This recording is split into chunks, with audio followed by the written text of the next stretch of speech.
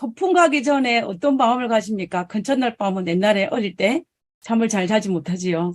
우리가 내일 우리가 5월 달에 가려고 했지만 우천으로 비 때문에 가지 못했던 이 야외 예배가 내일로 다가왔습니다.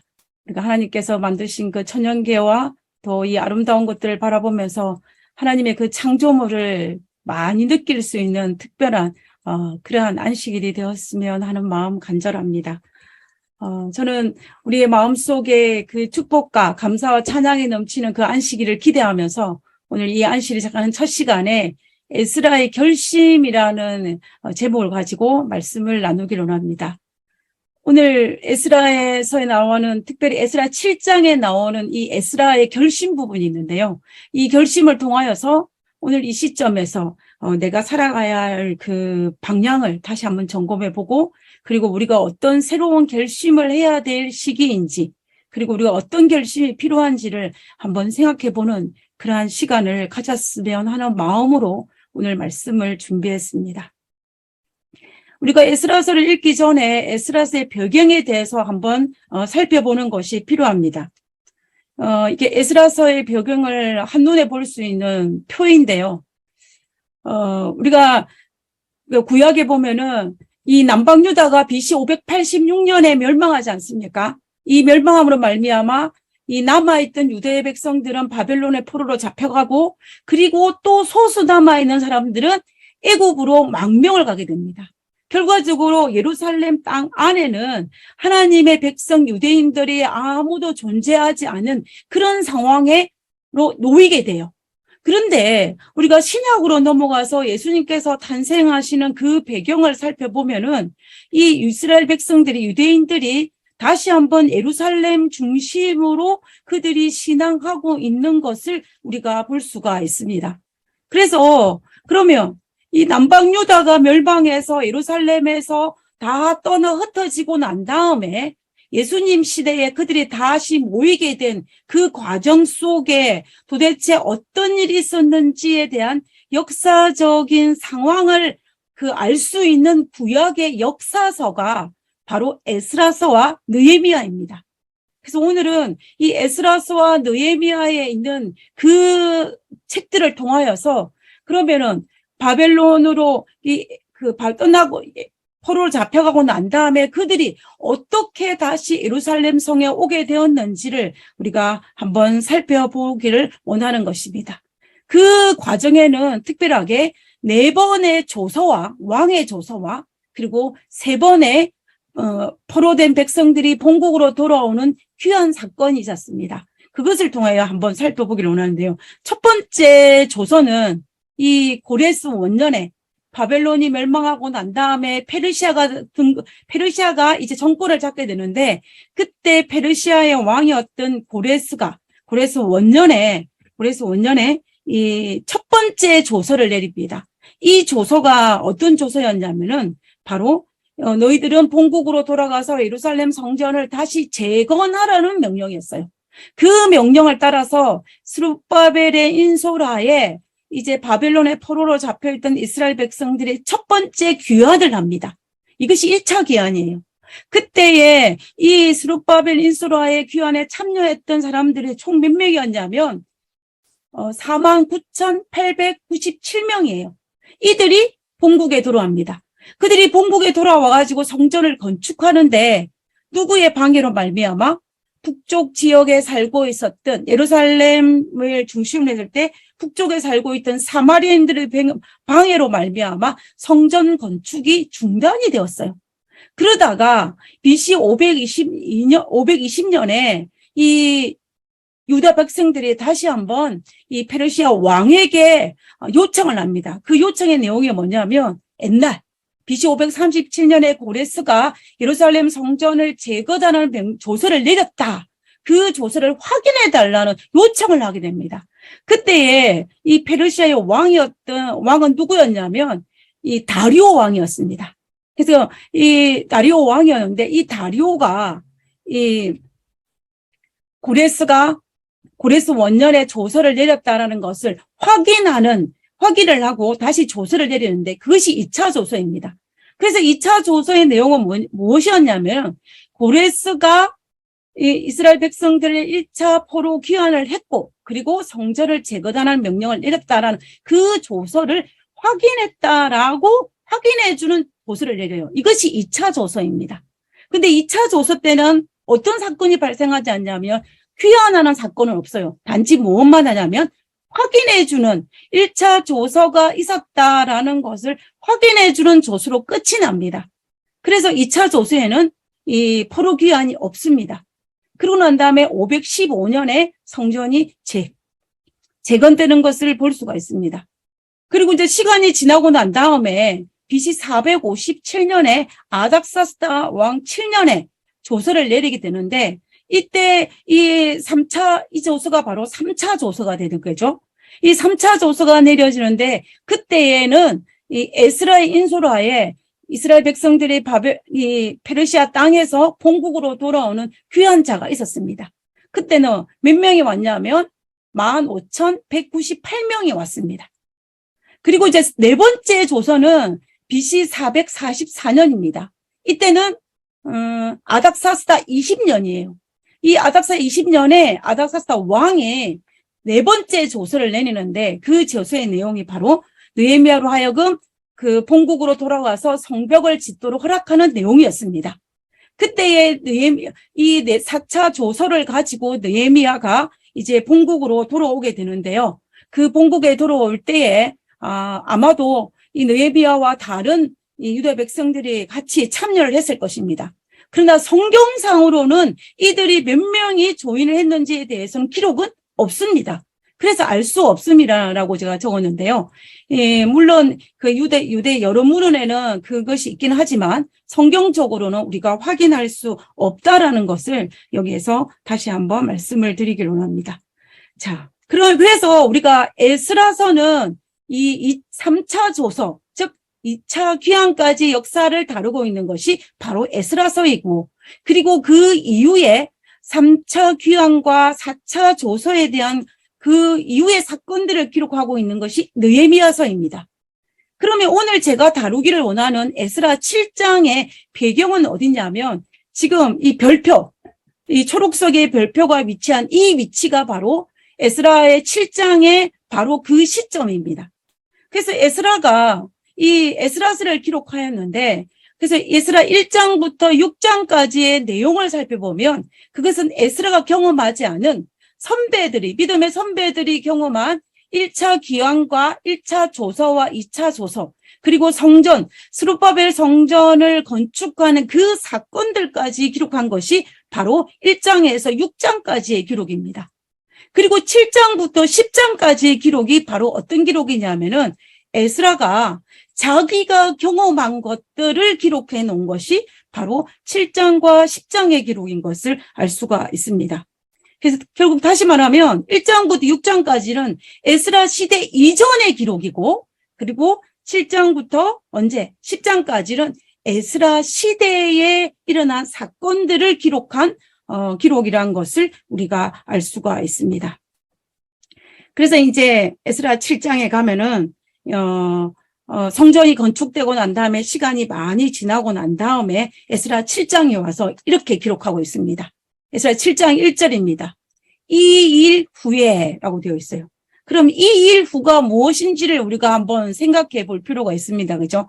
이 일 후에 7장 1절 시작하면서 이 일 후라고 얘기했습니다. 그러면 6장에는 뭐라고 볼 수 있냐면 6장에는 스룹바벨 성전에 대한 이야기예요. 그렇기 때문에 지금 이 우라는 것은 우리가 시기적으로 살펴보면 이 사건의 공백은 뭐냐면 성전 건축의 515전에 일어나는데 에스라가 이 3차 조서를 받고 이 2차 포로 귀환할 때까지의 시간적인 간격을 보면 58년의 기간의 차이가 있습니다.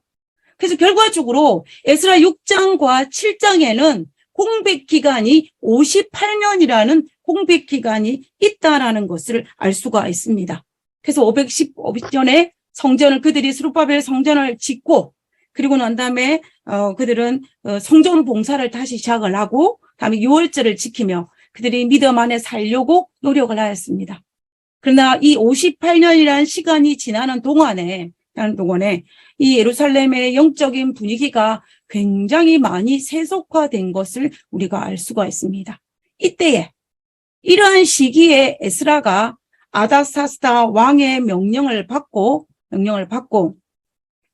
3차 조서를 가지고 이제 이 15,198명의 이스라엘 백성들을 데리고 바로 예루살렘으로 돌아오면서 하는 이야기를 다루고 있는 것이 바로 에스라 7장에 있는 이야기입니다.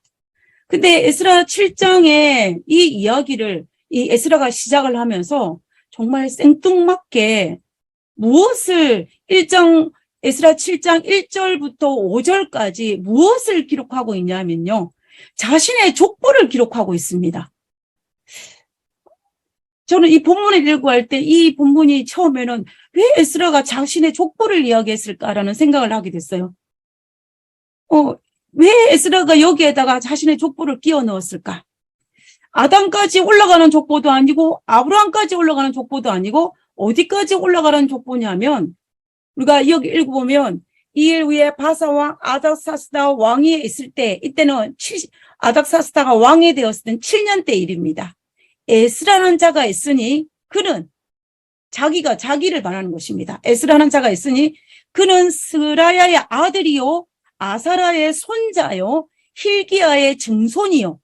그리고 2절, 3절, 4절에 몇 대 손이요 계속 올라갑니다. 그리고 이제 5절에 올라가서 아비수아의 13대 손이요 비느하스의 14대 손이요 엘르아살의 15대 손이요 대제사장 아론의 16대 손이라 라고 하면서 1절부터 5절까지에 있는 이 에스라의 족보 이야기를 끝을 맺는 것을 볼 수가 있습니다. 그래서 여기에서 볼 때 에스라는 의도적으로 자기가 이 제사제도의 초대 제사장이었던 아론의 그 후손, 아론의 직계 후손이니 바로 자기 자신이라는 것을 강조하기 위해서 이 부분을 삽입시킨 것을 볼 수가 있습니다. 자, 에스라가 그러면 자신이 대제사장이었던 아론의 직계 후손이라고 그 말한 이유가 자랑하기 위해서 이 말을 했을까요? 아니면 뭔가 의도가 있었을까요? 에스라는 자기가 아론의 후손이었다는 사실을 자랑하기 위해서 이 족보를 기록하지 않았을 것입니다. 그는 이것을 말한 이유는 그가 정말 하나님의 제사장의 정통성을 이어받은 그것을 권위 있는 제사장의 직분임을 나타내기 위해서 이 족보를 기록한 것을 볼 수가 있습니다. 보통 교회 안에서 그리고 오늘날 우리가 속해 있는 이 한인 사회의 커뮤니티 안에서 누군가에게 제 소개를 부탁을 하면 제가 저를 어떻게 소개를 하냐면 교회 사모로 소개합니다. 때로는 우리가 예준이 엄마라는 단어를 쓰면서 제가 저를 소개를 합니다. 그래서 거의 이 교회 사모이거나 아니면 예준이 엄마라는 이 이름을 가지고 제가 제 소개를 하는데, 그런데 교회 밖에서 저를 알지 못하는 사람들에게 특별히 어떤 이단 교리를 가지고 성경적으로 이야기해야 할 필요성이 있을 때에, 또 때로는 성경 말씀을 가지고 어떤 논쟁 분위기가 형성되었을 때에 저를 소개할 때는 저는 교회 사모라고 소개하지 않습니다. 그때는 제가 부목사라는 이름을 소개를 해요. 때로는 옛날에는 전도사라는 이름을 썼고 이러는데, 그거는 제가 그렇게 하는 이유가 있습니다. 왜냐하면 지금 우리가 나누는 대화가 성경적인 우리 제7안식일예수 재림교회 입장에서는 성경적인 원칙과 말씀에 대한 이야기를 나누기 때문에 저는 제가 가지고 있는 이 사모라는 원래의 그 직분을 말하는 것이 아니라 전도사라는 이름을 사용하면서, 이 부목사라는 이름을 사용하면서 제가 나누는 이 말씀이 성경적인 권위를 나타내기 위해서 제가 그 부칭을 가지고 제가 소개를 합니다. 저와 같은 경우로 에스라도 마찬가지일 것입니다. 에스라도 자기 자신을 자랑하기 위해서 족보를 기록한 것이 아니고, 자기가 지금까지 말하고 있는 이 모든 말이 그가 하나님의 말씀을 연구하고 제사 제도를 책임지는 제사장의 입장이라는 것을 강조하기 위해서 그는 에스라 7장을 시작하면서 자기 이야기를 시작하면서 자신의 족보를 끼워넣은 것을 볼 수가 있다는 것입니다. 그러면서 에스라는 자기 자신에 대해서 소개를 이렇게 합니다. 에스라 7장 6절에 이렇게 합니다. 이 에스라가 바벨론에서 올라왔으니 어디로? 예루살렘으로 올라왔으니 그는 누구는 에스라는 이스라엘 하나님 여호와께서 주신 모세 율법에 익숙한 학자로서 자기 자신을 뭐라고 소개하냐면 하나님 여호와께서 주신 모세 율법에 익숙한 학자, 모세 율법에 익숙한 학자로 자신을 소개합니다. 그리고 두 번째는 뭐냐면 그의 하나님 여호와의 도우심을 입음으로 왕에게 구하는 것을 다 받은 자라고 소개합니다. 그래서 결과적으로 에스라가 두 가지를 강조를 하는데요. 율법에 익숙한 학자고 그리고 나는 이 아닥사스다 왕의 총애를 입어서 물론 하나님께서 나를 도와주셨지만 왕에게 구하는 모든 것들을 다 받은 그러한 사람으로서 자기를 소개하는 것을 볼 수가 있다는 것입니다. 그리고 아닥사스다 왕이 자신에게 고난을 주었는데 그 고난이 어떤 고난인지를 설명합니다. 에스라 7장 25절에 보면은 이 아닥사스다 왕이 에스라에게 준 내용입니다. 에스라여, 너는 내 손에 있는 내 하나님의 지혜를 따라 내 하나님의 율법을 아는 자를 법관과 재판관을 삼아 각 건너편 모든 백성을 재판하게 하고 그중 알지 못하는 자는 너희가 가르치라 라고 명령했는데요. 우리가 이 말씀을 자세히 살펴보면 첫 번째는 네가 그 예루살렘으로 돌아가면 법관과 재판관을 임명할 수 있는 인사 권한을 이 아닥사스다 왕이 에스라에게 주었던 것을 볼 수가 있습니다. 그래서 율법을 아는 자 중에 정말 누구를 법관을 세우고 재판관을 삼을 수 있는 사람을 잘 보고 골라가지고 그를 법관과 재판관을 삼을 수 있는 인사 권한을 누구에게? 바로 에스라에게 주었다라는 것입니다. 그리고 두 번째 권한을 살펴보면요. 모든 백성을 재판하게 하고 했습니다. 그랬으니까 결과적으로 뭐냐면 재판권을 왕이 에스라에게 재판할 수 있는 권한을 주었다라는 것을 알 수가 있다는 것입니다. 그 다음에 세 번째로 뭐냐면 그중 알지 못하는 자를 무엇을 우리가 앞에 내용을 자세히 살펴보면 하나님의 지혜와 하나님 율법을 알지 못하는 자를 너희가 에스라야 너희가 가르치라라는 그 권한을 주었습니다. 그래서 이 가르치라는 권한은 제가 제사장의 권한이라고 적었는데 이것은 결과적으로 가르칠 수 있는 권한을 그에게 주었다라는 것을 볼 수가 있습니다.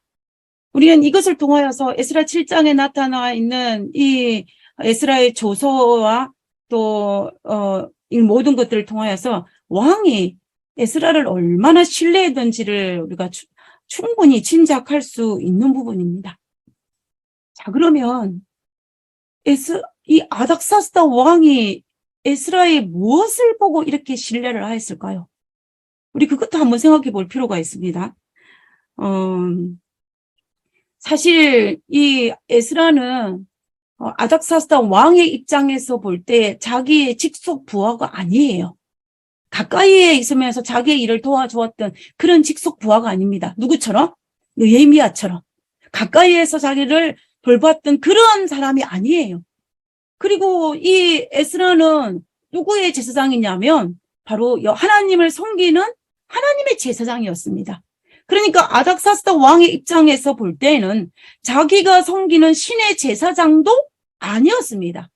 그럼에도 불구하고 이 아닥사스다 왕은 에스라를 이처럼 신임하여서 그에게 인사권과 재판권과 이 제사장을 갈 수 있는 이 가르치는 모든 권한까지도 그에게 허락한 것을 볼 수가 있는 것입니다. 그러면 도대체 무엇 때문에 이 왕이 에스라를 이처럼 신뢰했는지를 우리가 한번 살펴볼 필요가 있는 것입니다. 우리가 성경에서 이 에스라서에 나와 있는 모든 말씀을 볼 때 왕이 에스라를 신뢰할 수 있는 그 근거를 찾을 수 있는 것은 보면은 이 왕이 에스라를 부를 때의 그 수식어를 보면은 우리가 대충 짐작을 할 수 있습니다. 그 수식어가 공통적으로 반복하여 등장하는 것이 뭐냐면 모든 왕의 왕 아닥사스다는 하늘의 하나님의 율법의 완전한 학자 겸 제사장 에스라에게 라고 이야기했습니다. 그러면은 아닥사스다 왕이 에스라에 대해서 알 수 있는 가장 많은 부분을 차지하는 것은 무엇이냐면 이 아닥사스다가 하늘의 하나님의 율법에 완전한 자라는 것에 대해서 동의를 했다라는 것입니다. 그럼 그렇다면 결국 이 말의 의미가 무엇입니까? 이 말의 의미는 아닥사스다 왕이 에스라가 섬기는 그 하나님을 신뢰했다라는 것을 볼 수가 있습니다.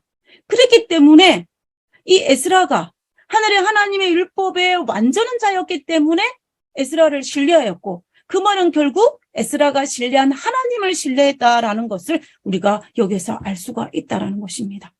만약에 아닥사스다 왕이 하나님을 신뢰하지 않았다면 이 에스라를 결코 신뢰하지 않았을 것입니다. 그리고 그에게 이룬 직분도 허락하지 않았을 것이고, 그가 본국에 돌아가도록 허락하지도 않았을 것이고, 그리고 그들이 포로로 잡혀왔던 그 유다 백성들을 본국에 돌아가도록 허락하지도 않았을 것입니다. 우리는 여기에서 정말 하나님을 섬기지 않은 이방인 왕도 이렇게 하나님을 신뢰하는데, 우리가 하나님을 섬기는 자라고 공언하면서 하나님을 신뢰하지 않는다면 우리는 우리 자신에 대해서 한번 깊이 생각해 볼 필요가 있습니다. 그래서 우리는 정말로 우리가 얼마나 하나님을 잘 신뢰하는 사람으로 살아가고 있는지 자기 자신을 한번 살펴볼 필요가 있다라는 것입니다. 그래서 이제 하나님의 율법에 능통한 에스라는 정말 아닥사스다의 전폭적인 신뢰를 가지고 이 예루살렘에 돌아옵니다. 돌아올 때에 이 에스라의 직분이 총 3가지입니다. 정치가이고 재판을 할 수 있으니까, 그 다음에 법률가입니다. 법률을 가이고, 그리고 또한 말씀을 가르칠 수 있는 목회자의 이 3 직분을 가지고 예루살렘으로 돌아왔습니다. 정치적인 목과 사법적인 권한과 이런 모든 권한을 가지고 이제 총독과 제사장과 학자의 신분으로 예루살렘에 돌아왔던 이 에스라. 자, 여러분은 혹시 에스라가 가진 이 3가지 직분 중에서 무엇이 제일 탐이 나십니까? 정치가? 아니면 법률가? 아니면 목회자? 이 중에서 무엇이 가장 매력적이십니까? 만약에 우리들에게 주어진 시간이 과거로 돌아갈 수 있다면, 우리 젊은 시절로 돌아가실 수 있다면, 여러분 이 3가지 중에서 어떤 것을 가지기를 원하십니까? 에스라는 본인이 이 3가지의 직분을 가졌지만 그 중에서 이 3가지 직분 중에서 가장 소중히 여겼던 직분이 무엇이었는지를 우리가 이 시간에 한번 살펴보기를 원합니다. 에스라는 이 3가지 직분 중에서 특별히 제사장으로서의 직분, 이 특별히 목회자의 직분을 그가 가장 소중히 여겼습니다. 그 이유는, 그것을 알 수 있는 성경적인 근거는 바로 에스라가 예루살렘으로 돌아오면서 그가 한 결심 부분에서 우리가 알 수가 있습니다. 에스라 7장 10절입니다. 7장 10절에 에스라가 여호와의 율법을 연구하여 준행하며 율례와 규례를 이스라엘에게 가르치기를 결심하였더라. 지금 에스라는 이 3가지 직분을 가지고 예루살렘으로 돌아오면서 그의 마음속에 그의 가장 큰 결심은 어떤 결심이었냐면, 내가 재판을 잘해서 이제 예루살렘으로 돌아가서 유다 나라를 아주 잘 하겠다, 그런 결심을 한 것이 아니에요.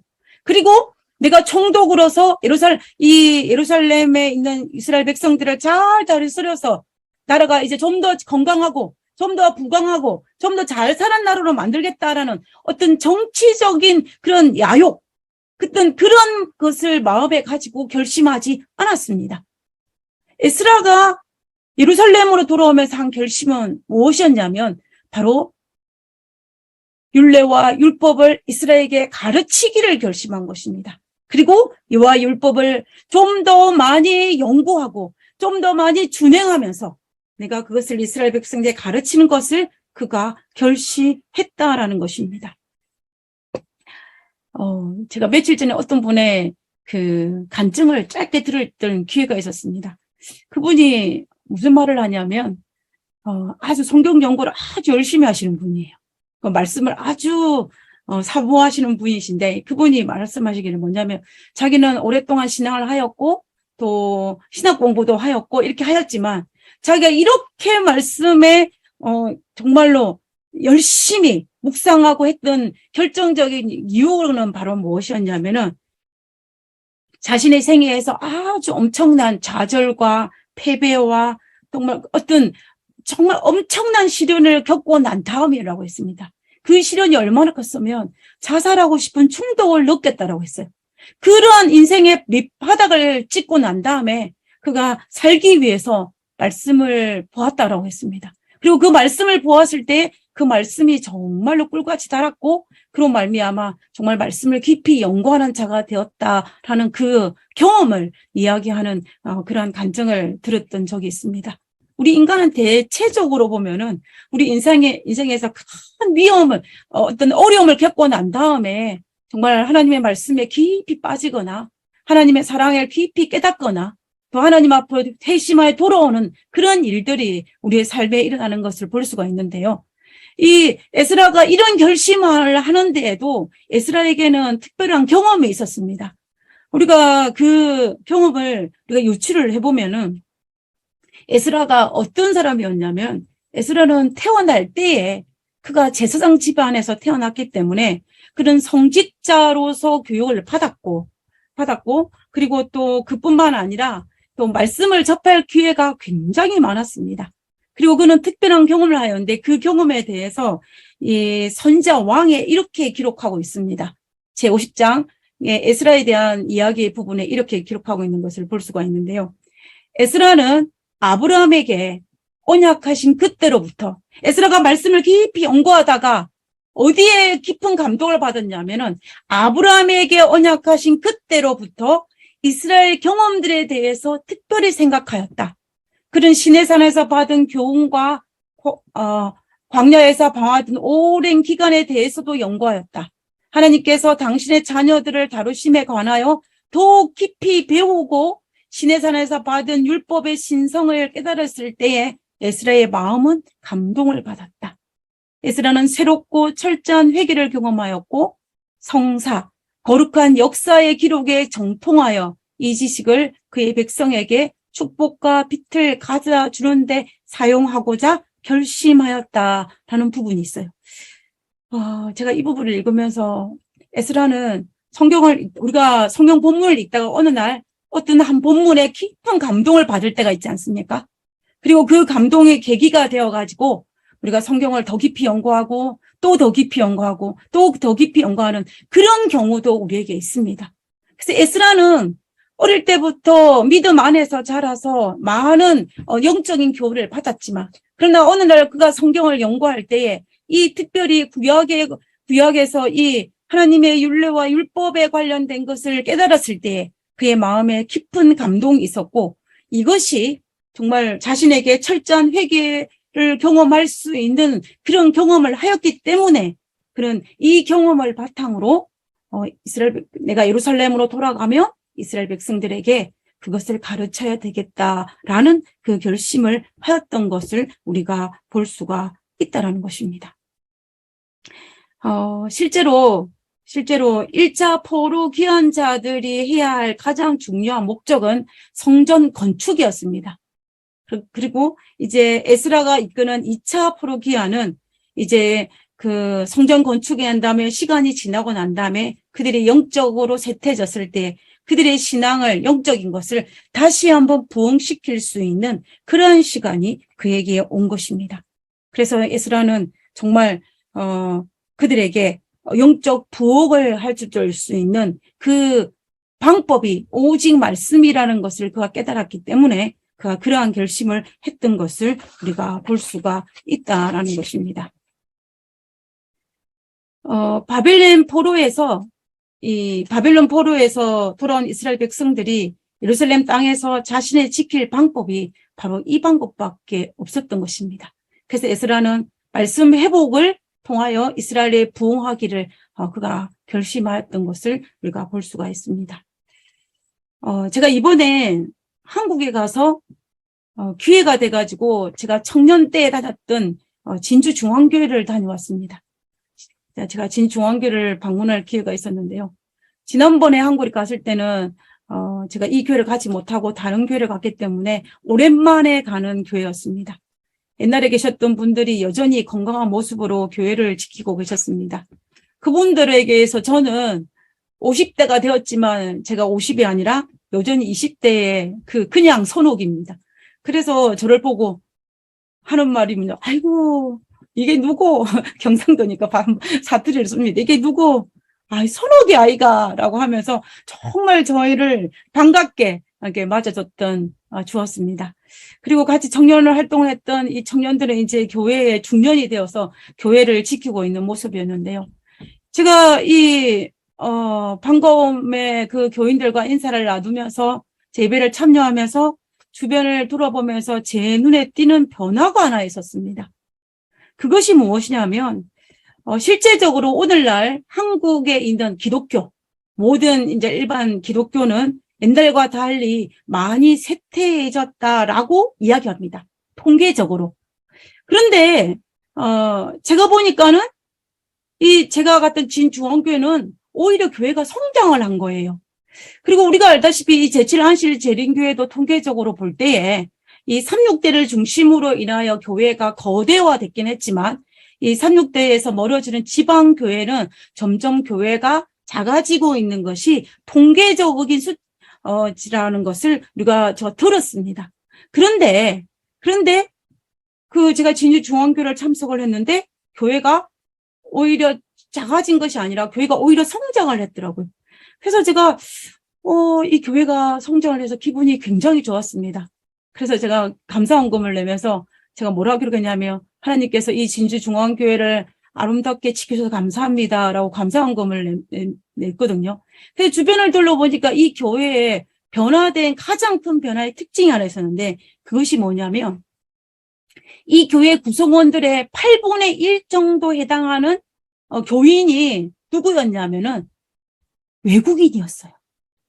한국이 아니라 외국인들이 이 진주중앙교회의 인구의 8분의 1을 차지하고 있는 것이 이 교회가 변화된 모습이었습니다. 옛날과 달라진 모습이었어요. 이 말이 무슨 말이냐면은 요즘에는 한국에 외국인들이 굉장히 많이 있습니다. 우리가 한국을 떠날 때만 해도 길거리를 지나가다가 외국인이 한 명 지나가면 어떻게 해요? 고개를 돌려봐서 그 외국인을 한번 쳐다볼 수 있는 그런 시대였습니다. 그런데 우리가 한국을 떠나고 난 다음에 한국은 너무 많이 바뀌어서 한국에 많은 외국인들이 한국에 이주해 와 있는 것을 볼 수가 있습니다. 결혼을 통해서 취업을 통해서 여러 가지 방법을 통해서 한국에 많은 외국인들이 있는 것을 볼 수가 있는데요.